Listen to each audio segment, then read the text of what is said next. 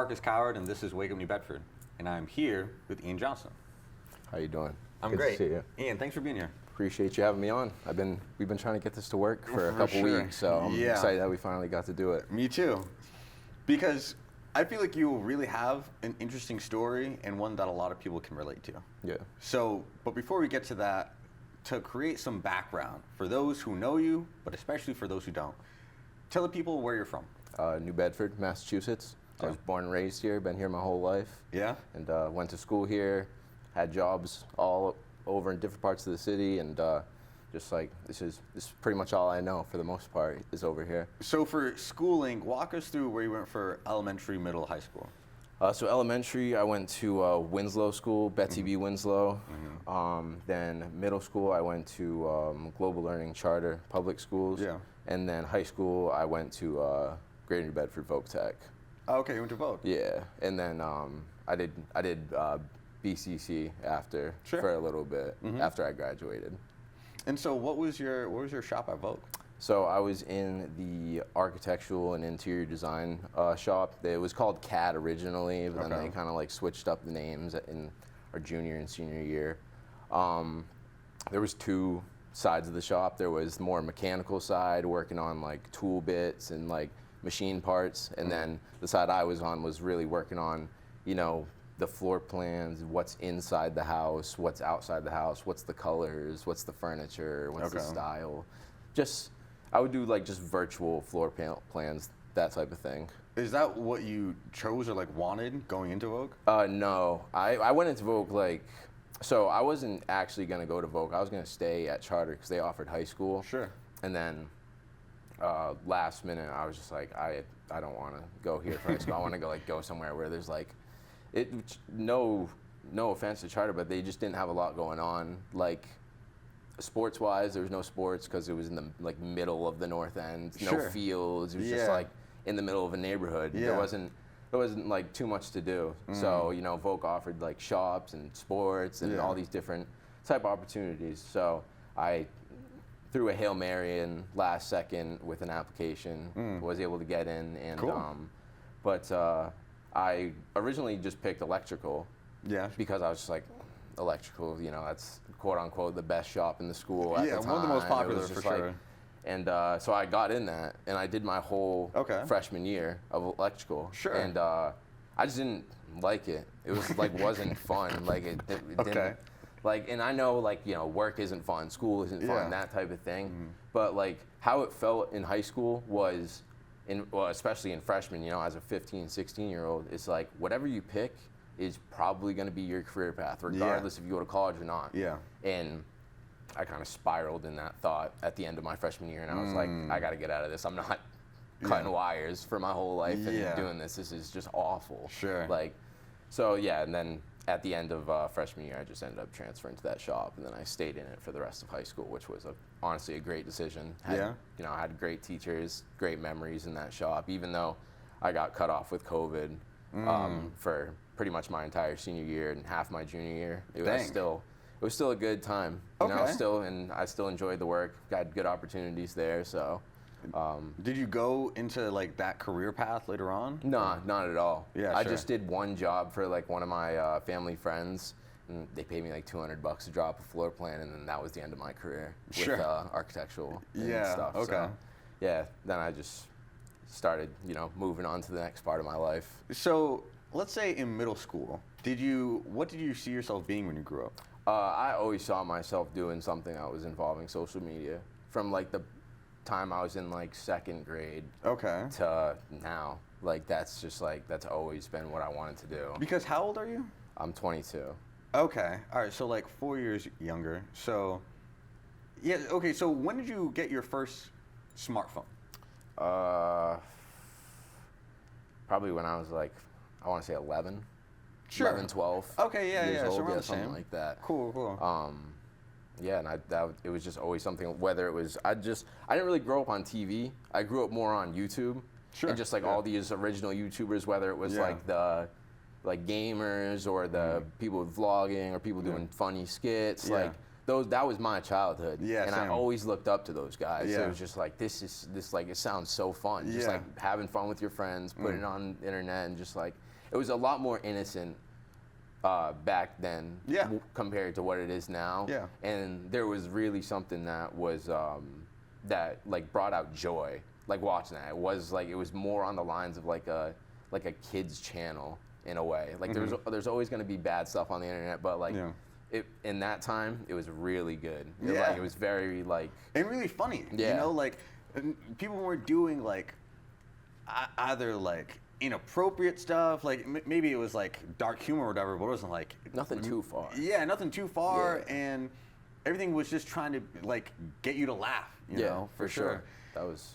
So, you brought up a few different categories. Like, when you saw yourself wanting to be on YouTube, let's say, like, what did you see yourself doing? I just tried everything. I originally like really liked vlogging because it was, you know, as a kid, the easiest thing to do. You know, you can take your mom's phone, you can take your iPod, you can take a camera that's laying around, and you just talk to the camera. Like, I mean, as a kid, all you're doing is, you know, walking circles around your room or going up and down the street. But like, it was just like, it was a way to, you know, put yourself into that world. And, you know, never posted any of those videos as like a kid. Yeah, it was just like, it was, I didn't know how to do it, and I didn't really know how to start doing it. So I kind of just made videos for myself. Didn't ever watch them back. I just recorded them, stopped recording, and I was like, all right, that was fun. Like, so, but I knew it was something I always wanted to do. I always loved being either in front of or behind a camera, no matter what it was. You know, me and my siblings, we always liked to, you know, whenever we could get our hands on a camera, make like little movies and stuff like that. So it just, I don't know, I feel like I've always kind of been around just like that part of social media has always been around me, and it's really always been what I wanted to do. And so, with your siblings, are you the oldest, youngest? Youngest. Oh, really? Okay. Yeah, they're, my brother is 2 years older than me. He's 24, and my sister is 3 years older than me. She's 25. And so, did they share these same interests, and you guys were able to do this together? Like, on like a special day. Not really like a regular not really thing. Like a regular thing. It was kind of just like, oh yeah, this is cool. We have a camera for a couple hours. Let's like mess around and like do this, film this, and but no, honestly, me and my siblings have always had different interests. Different interests for the most part. Yeah. You know, some things we shared most of the time now though. And so, with vlogging, I guess more so with the videos. I mean, were you interested in making anything more than that, or were you interested in the vlogging? Like, did you want to make like movies or short films? When I was young, or just like? Yeah, when you were young, sure. I wouldn't really say I had a plan. Yeah, sure. Because like it was just interesting. Yeah, I didn't have a YouTube channel. Yeah, sure. I didn't have any social media. People are like very young in social media now. Like people who are in like single digit ages have social media. Yeah. I'll say I got on social media young, but I was like 13, 14, and I kind of like knew what things were before like looking through it. Yeah, sure. Now it's like kind of crazy. It is. So, what was your first social media? I mean, like other than YouTube, obviously, like I would think it's Instagram. Sure. Yeah. Yeah, that's what I like with the, you know, I had like the Polaroid camera picture on front. I'm pretty sure that was my first thing, and I don't even know. I would just post random stuff. Like as a 13-year-old, like it was probably awful. I have no idea. That's probably on a server somewhere. Yeah, sure. And just lost in time. But so since you've made like different accounts and just like moved on from that one. Yeah. Just like that. I have no idea. That probably was just like some spam email or something like that. Yeah. Sure. I was just messing around as a kid. I never really took anything that serious at that age because I didn't know what I was doing. Sure. And it was kind of frowned upon a little bit to do that type of stuff. Like frowned upon from who? Just like in general, like just like if we were like, I was like not specifically from like my parents ever, but just like if I was like at a friend's house, something like that, we'd be watching something like it would be kind of like dumb, you know, dumb videos. Like prank videos were huge when I was a kid. Like that was like the top thing you could do. And we, you know, parents would see it and be like, "Oh, these guys are idiots. Like, they never do this type of stuff. It's just like, this is bad for you." And it's just like it was all fake stuff. It's like it was all staged, just like it's for entertainment. Yeah, literally. I think it's because it was a very new thing brought into the scene. It was hard for just other older people to understand that. But yeah, I would never think about doing any of that type of stuff around that age, like doing like a prank video. Really? Or like, yeah, like because that was the only thing people really posted was doing wild stuff. Yeah. That's how you pulled attention. And that still hasn't changed Even nowadays. the skits were like pretty like wild in theory or the idea. And also like at that age, I'm not thinking of a good skit. I don't know anything. Sure. Like, I'm saying like I'm second grade. I have no sense of humor at all. Like so, yeah. So it was mainly just my interests. I loved just social media, but I was just watching. I was just like, I wouldn't even say studying, just watching. Really just being immersed in it and taking it in. Yeah, and it was like an enjoyable place for me to be because it was very positive back then. It's taken a very, very big 360 since I was that age. So. And so it's interesting. I still have the same. I want to ask you when you made your first email. I'll start with that. I couldn't have been older than like 11 years old. Yeah, sure. Like 10, 11 years old. Do you still use that email? Yeah. Yeah. That's my first email. Yeah, so same. Okay. I probably made it in like 5th or 6th grade. And so with my YouTube account, I still use the same one that I was using back then. And it says like joined in like 2009 or something like that. Yeah. And so luckily, I still saved as in like a folder for like, these are my favorite YouTube videos. And like, some of it's so dated, bro, but it says like, yeah, it came out like 14 years ago or something like that. So do you have any of those? Like, it's funny you say that because I think like 2 weeks ago, I was going through just like my watch later folder on YouTube. Yeah. And it was from my original emails account. And I was like, there's got to be something good. Because anytime I put anything in watch later, I'm never going to watch it. So I relate to that so hard. So I'm just like, I finally was like, all right, I got time. Let me see what's in this folder. And, you know, there were some bangers. And then I started going like really, really down. And I was like, oof, 12 years ago. That's crazy. Like, these are like some old school bangers. And I would like go back and watch them. And like, people that were getting like millions of views back in the day vlogging, their hands were shaky so bad. Like everyone now is filming with like a movie camera. Oh, of course, Back in the day, it was like close face, shaky hand stuff. So it was good to go back to like the, you know, like back when it was pure, the meat and potatoes of like YouTube. That was like that's the good stuff. So it was nice. It was like going back and watching an old movie I hadn't seen in a while. So. Yeah, that's always a good time to see some old bangers that you had from back in the day. And it's cool that YouTube still like, I see YouTube as probably like the coolest website like on the internet. You know, like it's a social media, I guess, but it's just a video platform. YouTube's like, my favorite social media. Yeah, for sure. You know, like it's so. All the videos that you can imagine like are there, whether they're movies, whether they're skits, pranks, or whatever, educational videos. For sure. And then it just keeps such an archive, you know, like it can really just teleport you back to history. Yeah. Like nothing else. I like how so much has been removed though, because if you go deep into your folder, there's so much that's gone. Sure. Like, I wonder what that was. It was probably something like that was pretty bad at one point, and it just no one recognized it as bad until then. Yeah, because the regulation was like not what it is now. I mean, like I just remember before you even had ads. You know, like there was a time where like that wasn't a thing. No ads on YouTube. It was just like, I forgot about that for the most part. To be honest, that's like, ads didn't even come in that early into YouTube either. That's what I'm saying. It was like really late. Yeah, it was. And I still like can't remember the times before ads. Because ads were just kind of taken over. Yeah. Oh yeah. Like, do you think now that you are a content creator, among other things, do you think that ads is the biggest shift when it comes to social media? Or why do you think Instagram, everything from Instagram to YouTube is so different now than it was back in 2011, 2012? Well, the big answer is money. Everyone's, you know, a lot of these social media apps that were created were either created by a sole entrepreneur or a group of people. Sure. And, you know, as, you know, 15, close to 20 years go on, these are being bought out by like billion-dollar industries and whatnot. And these guys that already know how to make money just pulled in one of the biggest money grabs, and they can put everything they know into it. And so I assume that's probably what happened with YouTube and ads and everything. But I will say ads are getting a little out of hand. Like, correct. Yeah. It's like, yo, it's actually crazy the ads that they're putting on. My phone is essentially a billboard, like standing in the middle of Times Square.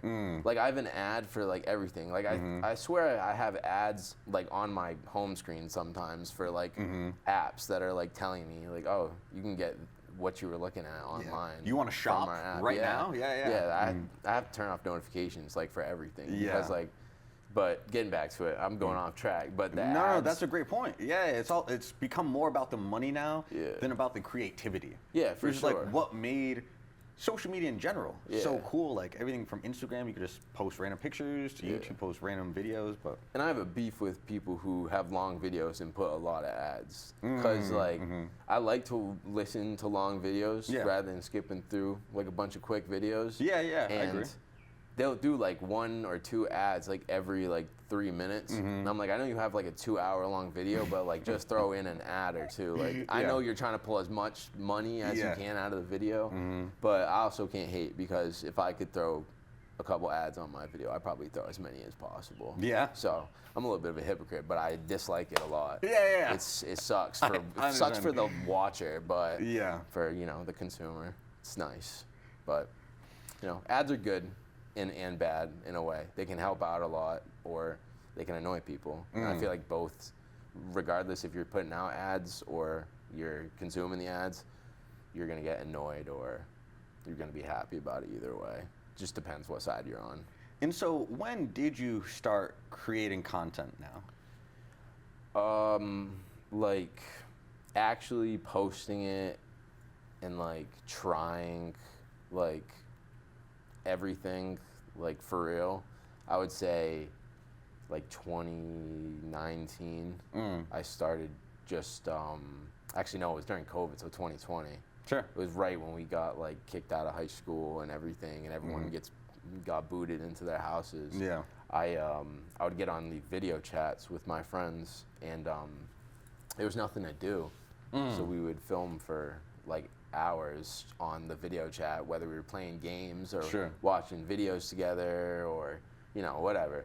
And I would stay up that whole night and just watch back what we did and pull all the funniest things that made me laugh. Yeah. And so I would just compile those videos together and then put them out on YouTube and just like post it on my Snapchat like, hey, everybody that was in my high school that I had on Snapchat, I was like, hey, just, watch this video if you want to laugh a little bit. Yeah, and sure. I did that for like, I think like 8 or 9 months, something like that. How'd that go? It was fine.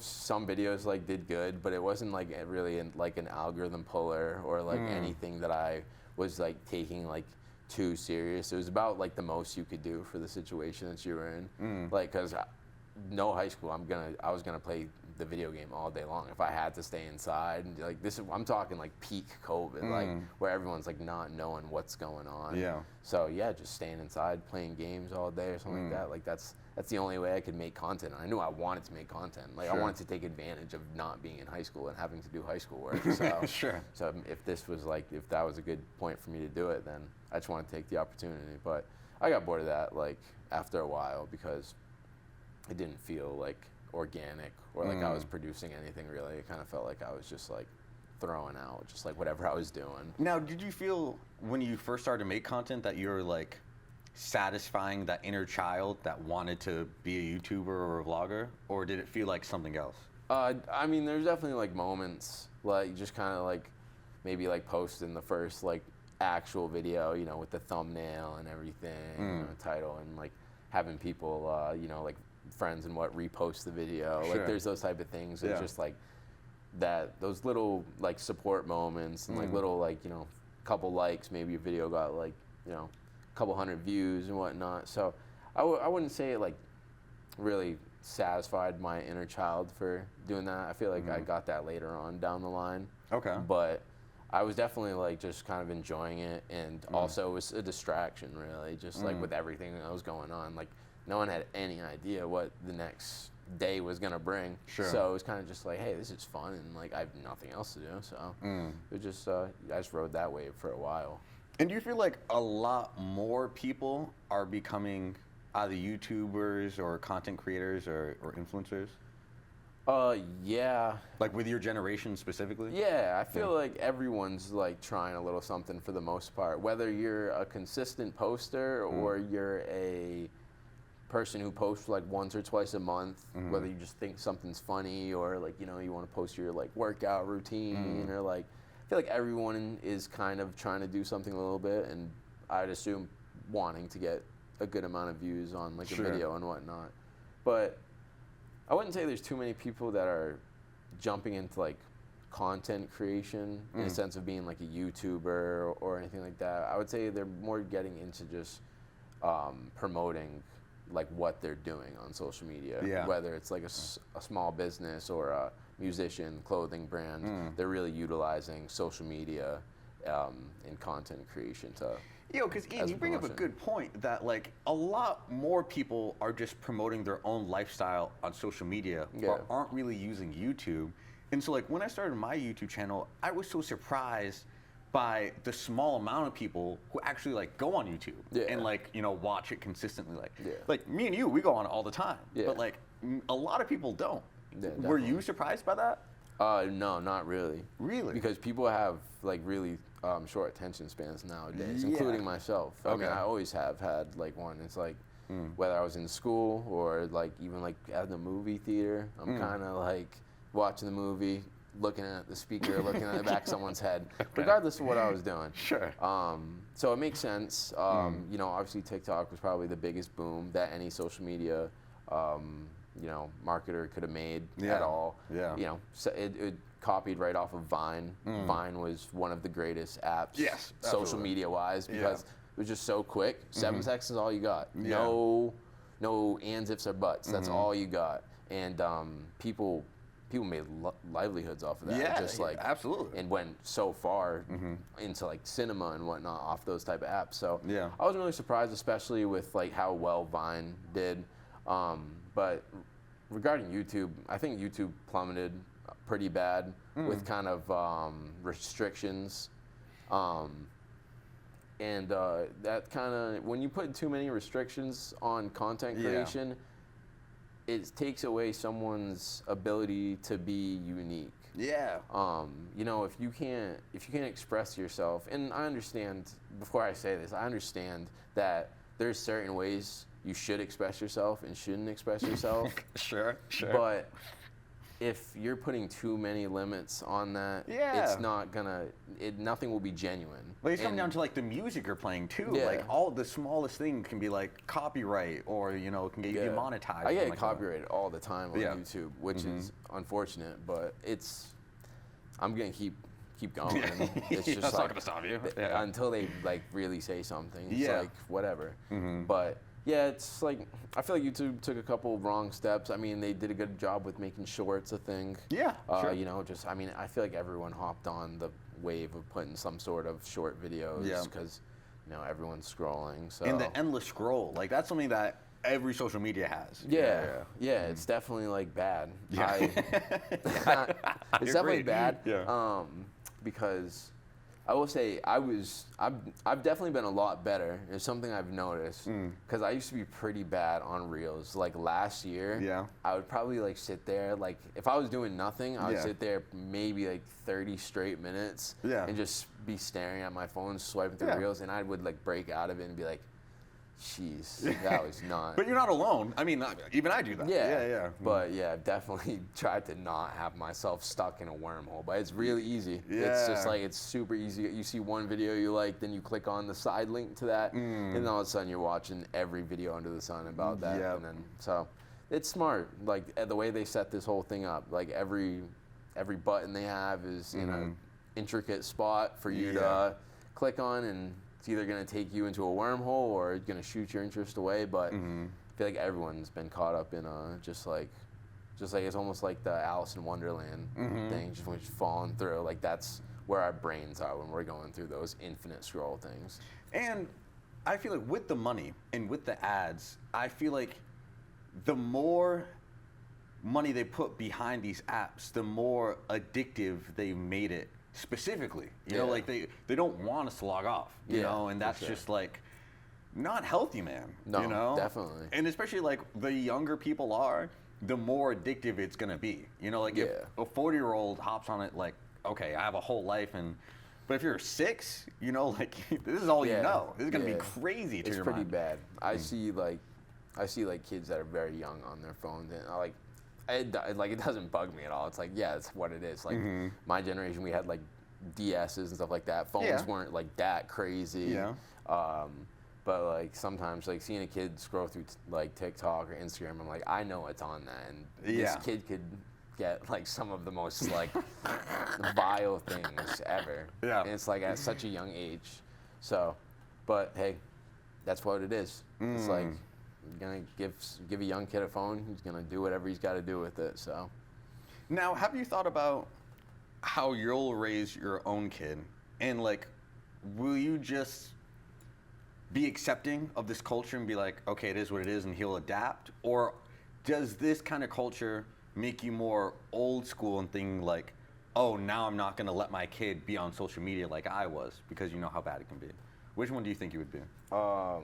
More accepting, or you would reject it? Just like, sort of like let him or her get on like young, like get on social media. Like, I wouldn't give my kid a phone until they were like 12, 13 years old. Sure, okay, like, great. You can have like a Game Boy or something like that, but like internet access, I was just thinking the same social thing. media, that's until like there's a certain like age, that's gonna be restricted for sure, because it's only gonna get worse from what it's at now. And you know, I feel like I have time until there's a child in my life, and I feel like it's gonna get a lot worse. So I'll do the best I can as a person to keep them away from whatever the bad stuff is, but it honestly comes to you pretty easily, to be honest. Sometimes you don't even ask for it. Sometimes it's just right there, right in front of your face. So, but no, definitely no phone until like 12, 13 years old, and no internet until